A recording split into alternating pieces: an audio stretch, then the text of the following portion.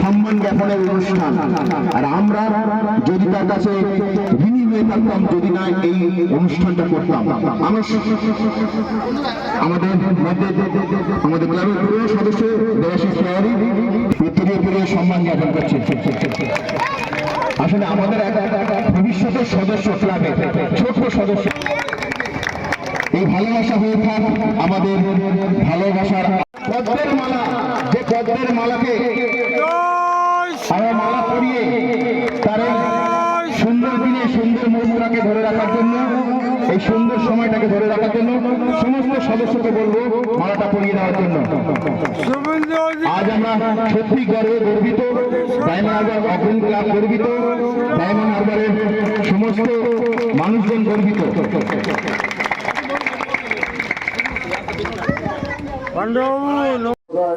উপস্থিত আছেন আমাদের জোনাল ভাই, সুখদেব ভাই, আমাদের পুরনো কর্মী সন্তুদা, সুমন ভাই, আর আমার সমস্ত কর্মীবৃন্দ ও সমস্ত বুথ সভাপতিরা এখানে আছে। আর জানি না তো কে কে বুথ সভাপতি আছে।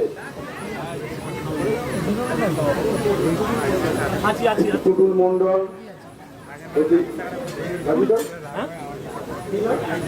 টুটুল মন্ডল আর সমস্ত কর্মীবৃন্দ আছে।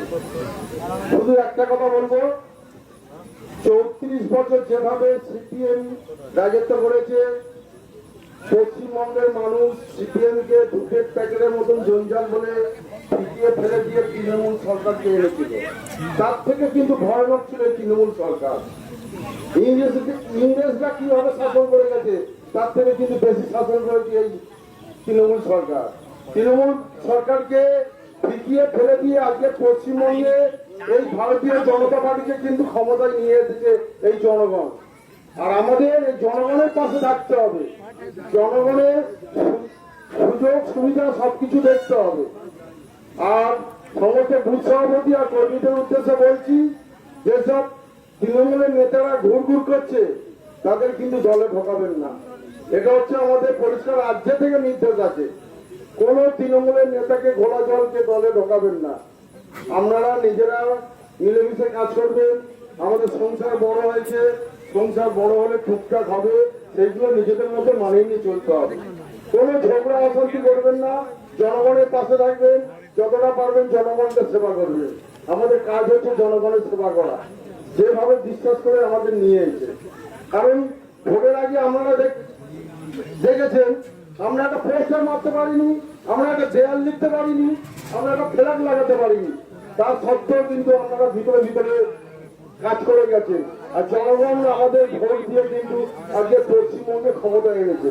তাই সমস্ত কর্মীর উদ্দেশ্যে বলবো, কেউ নিজেদের মধ্যে ঝগড়া অশান্তি করবেন না, কোনো গোলাগুলি করবেন না, সব মিলেমিশে পুরনো কর্মীদের নিয়ে আলোচনা করবেন। বুথ সভাপতি ভাইদেরও বলছি, তোমরা সব পুরনো কর্মীদের নিয়ে সবাই একসাথে মিলে কাজ করবে। জনগণের সেবা করতে হবে, জনগণ না যেন কোনো দিকে অসন্তুষ্ট হয়। এই বলে আমি আমার ক্ষুদ্র বক্তব্য শেষ করলাম। ভারত মাতা কি জয় শ্রীরাম। আমাদের গ্রামীণ উপস্থিত হচ্ছে মহিলা মোর্চা সভাপতি হচ্ছে মানুষ।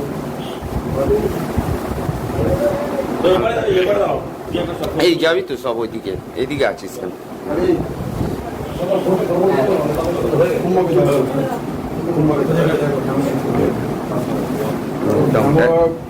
বিধানসভা উপস্থিত হচ্ছে সুবোধ কনভেনার, এই গীতা গীতা গীতা দল সুপার। আমার বিধানসভা পশ্চিম উন্নয়নের সেলের যে আমাদের দায়িত্ব হচ্ছে সবাই এসেছে, যুব মহিলা মোর্চা আর তারা হচ্ছে আমাদের সরকার থেকে যে জয়ী হয়েছে সেই কারণে আজ সম্পন্ন ঠিক ঠিক।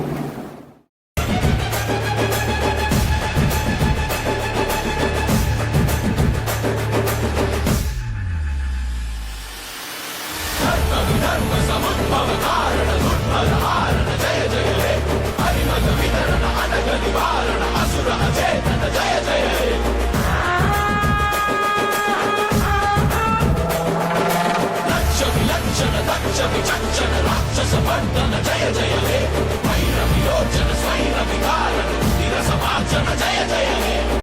Take the Lead report.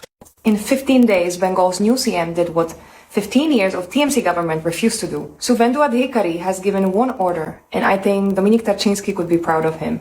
If an illegal Bangladeshi infiltrator is caught anywhere in West Bengal, they do not go to court. They get handed directly to the BSF, and the BSF sends them straight back across the border. And deportations have already started. Holding centers are being set up in every single district of Bengal. Anyone caught will be detained for up to 30 days while the deportation process is being completed. This covers Rohingyas too, not just Bangladeshis. Here's the most shocking part. The central government had already sent this order to Bengal in May 2024. The TMC government received that letter and did absolutely nothing for a full year. Why would TMC ignore a direct order from the Center on National Security? Because this was their vote bank, fake Aadhaar cards, fake voters' IDs, an entire political strategy built on keeping these people in Bengal and getting their votes. The 207-seat BJP victory just dismantled that entire game. And alongside this, real development work is also moving. Over 21 lakh metric tons of silt has been cleared from Bengal's waterways. BSF is finally getting land handovers for border fencing. Land that TMC had blocked at 72 locations for years. Border infrastructure is being built for the first time. Bengal finally has a government that takes its borders seriously. 15 years of damage of West Bengal are being undone. Watch this state closely, as what happens here will echo in the rest of India as well. Should every state in India be following Bengal's model right now? Do let us know in the comments. Jai Hind, Namaste. কেন্দ্রীয় প্রতিমন্ত্রী doctor Sukanta Majumdar, নমস্কার। আশা করি ভালো আছেন। আমি দীপক সূত্রধর, আপনার জেলারই একজন সাধারণ মানুষ। আজ আপনাকে কিছু কথা বলতে চাই, তবে আমার এই কথাগুলো শুনতে হয়তো আপনার অনেক খারাপ লাগবে, কিন্তু বিশ্বাস করুন আমাকে কথাগুলো বলতেই হবে। যেখানে হয়তো অনেকগুলো পরিবারের ভবিষ্যৎ জড়িয়ে আছে, সেখানে এই কথাগুলো বলা আমার কাছে খুবই জরুরি। আমরা দেখছি কেন্দ্রের নির্দেশ অনুযায়ী অবৈধ অনুপ্রবেশের বিরুদ্ধে কঠোর পদক্ষেপ নেওয়ার চেষ্টা হচ্ছে। দক্ষিণ দিনাজপুর জেলাতে আপনার নেতৃত্বে প্রথম হোল্ডিং সেন্টার হচ্ছে, কারণ দেশের নিরাপত্তা রক্ষা করা সবার আগে এবং অবশ্যই জরুরি। ভালো, খুব ভালো। আমরা ঠিক এটাই চেয়েছিলাম যেটা আপনি করছেন। আমাদের ট্যাক্সের টাকা দিয়ে কেন আমরা বাংলাদেশের অনুপ্রবেশকারী মুসলিম রোহিঙ্গাদের সরকারি সুবিধা দেব, রেশন দেব, তাদের চিকিৎসা দিতে যাব? কিন্তু সুকান্ত বাবু, একটা বিষয় নিয়ে আমি গভীরভাবে চিন্তিত। এই হোল্ডিং সেন্টারে হিন্দুদেরও থাকতে হবে কি? যদি তাই হয় তাহলে আপনি বলতে পারবেন কুরবানির গরুকে ঠিক কিভাবে করা হয়? আপনি দেখেছেন কোনোদিন? দেখেন না। তাহলে বুঝবেন কিভাবে ঠিক কতটা নির্মম কষ্ট যন্ত্রণা দিয়ে ধীরে ধীরে গরুকে জবাই করে হত্যা করা হয়। গরু মানুষের মতো কথা বলতে পারে না, তাই মানুষকে তার যন্ত্রণাটা বোঝাতে পারে। কিন্তু বাংলাদেশের হিন্দুরা এই যন্ত্রণা কিছুটা হলেও বোঝাতে পারে, বাঁচার জন্য আপ্রাণ চেষ্টা করে। আর তাই তারা কোন রকম চিন্তা ভাবনা না করেই ভারতের পশ্চিমবঙ্গে আসে। বাংলাদেশের সংখ্যালঘু হিন্দুদের ওপর বছরের পর বছর যেভাবে নির্যাতন, ভয়, হামলা, মিথ্যে ধর্ম অবমাননার অভিযোগ, ঘরবাড়ি দখল, এসব ঘটনা ঘটেই চলেছে। আর এই বাস্তবতা আমরা অস্বীকার করতে পারি না। আমাদের একটু বোঝা উচিত, কেউ শখ করে নিজের জন্মভূমি ছেড়ে পালিয়ে আসে। আপনি বলেছেন যারা 2025-এর আগে এসেছে তারা সিএএ এর আওতায় পড়বে, আর নির্দিষ্ট সময়সীমার পরে যারা এসেছে তারা এর আওতায় পড়বে না। আইন তার নিজের পথেই চলবে। নির্দেশ দিয়েছে সেই অনুসারেই হচ্ছে। আমাদের ঠিক হয়েছে যারা বাংলাদেশি নাগরিক তারা বাংলাদেশে থাকবে, এটাই তো স্বাভাবিক নিয়ম। সিএ এর আওতায় যারা পড়েন না তাদেরকে আমাদের সরকার ওই জেলে ঢুকিয়ে আমার আপনার ট্যাক্সের টাকায় তাদেরকে খাইয়ে পরিয়ে জামা কাপড় দিয়ে চিকিৎসা করিয়ে এখানে জেলে পোষার কোনো মানে হয় না। হোল্ডিং সেন্টারে রাখা হবে, তাদের কাগজপত্র দেখা হবে, কোন জেলার বাসিন্দা ছিলেন সেই জেলা দিয়ে বাংলাদেশে পাঠিয়ে দেওয়া হবে। সেটা আমরা বুঝি, কিন্তু আমার প্রশ্ন হলো, যদি এমন কোনো হিন্দু পরিবার থেকে থাকে যারা সত্যি নির্যাতনের শিকার হয়ে 2025 সালে ভারতে এসেছে, তাহলে তাদের ভবিষ্যৎ কি হবে? তাদের কি আবার সেই ভয়ের পরিবেশে ফেরত পাঠানো হবে, যেখানে তাদের জন্য অপেক্ষা করছে অনিশ্চয়তা, অপমান অথবা আরো ভয়ঙ্কর পরিস্থিতি? দেখুন, আইন প্রয়োগ করা হোক, কিন্তু মানবিক দৃষ্টিভঙ্গিটাও যেন হারিয়ে না। কারণ যারা সব হারিয়ে এখানে এসেছে তারা শুধু আশ্রয় নয়, বাঁচার একটা সুযোগ খুঁজতেও এসেছে। আর যদি মনে করেন না আইন সবার জন্য সমান, তাহলে দয়া করে তাদের বাংলাদেশ পুশব্যাক করুন। না হয় তাদের বুকের মাঝখানে 5 রাউন্ড মেরে দেবে, আর না হয় না করে দিয়ে দেবে। কারণ আপনারা সেই সকল হিন্দুদের বাংলাদেশে পাঠালে ওখানে গিয়েও তাদের ফুটপাতে ঘুমাতে হবে, আর তারপর ওদের হাতেই মরতে হবে। তার চেয়ে ভালো হয় যদি এখানেই তারা জীবনের শেষ নিঃশ্বাস ত্যাগ করতে পারে। সুকান্ত বাবু, আপনার কাছে অনুরোধ থাকলো বিষয়টা একটু ভেবে দেখবেন, যেটা ভালো মনে হয় ঠিক সেটাই করবেন। বন্ধুরা, যদি মনে হয় আমার এই ভিডিওটা শেয়ার করার প্রয়োজন আছে, তাহলে অবশ্যই ভিডিওটা শেয়ার করুন। আপনার কি মতামত তা অবশ্যই কমেন্টে লিখে জানাবেন। ভালো থাকবেন, সুস্থ থাকবেন। জয় হিন্দ, জয় Bharat.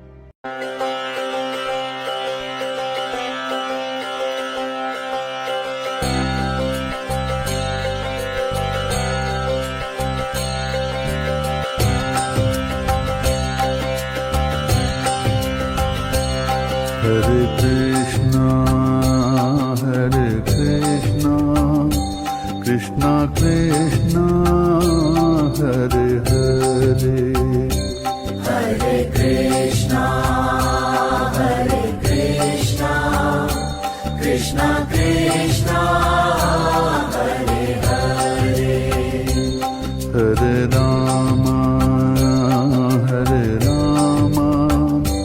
Rama Rama, Hare Hare, Hare Rama, Rama Rama, Hare Hare, Hare Krishna, Krishna Krishna, Hare Hare, Hare Krishna, Krishna Krishna, Hare Hare, Hare Rama, Rama Rama, Hare Hare, Hare Rama, Rama Rama, Hare Hare. Om Namo Bhagavate Vasudevaya, Om Namo Bhagavate Vasudevaya.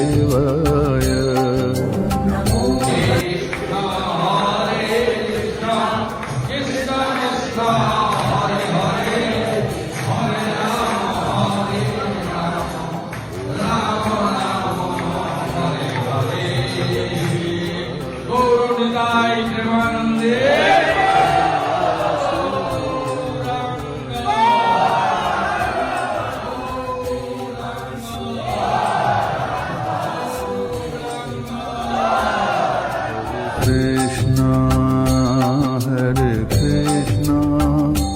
Krishna Krishna, Hare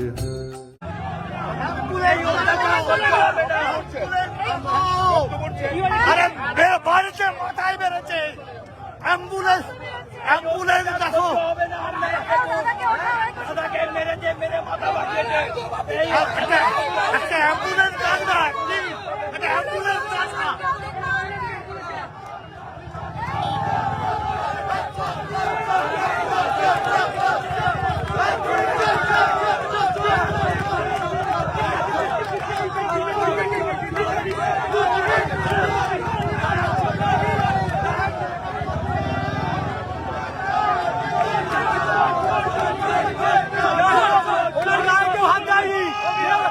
হাত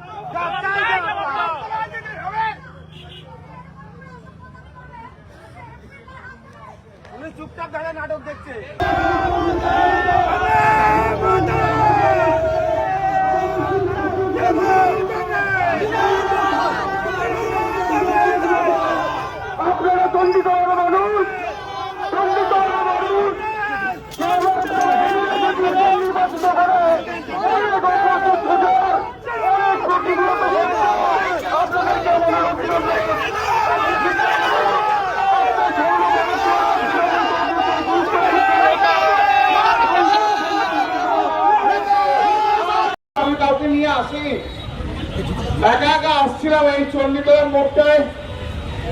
বিজেপির লোকেরা চিৎকার করে গালাগাল দিয়ে মাথায় দূর থেকে ঢিলকি বল বড় ইউজ বল ছুড়েছে, আমি বুঝতে পারছি না।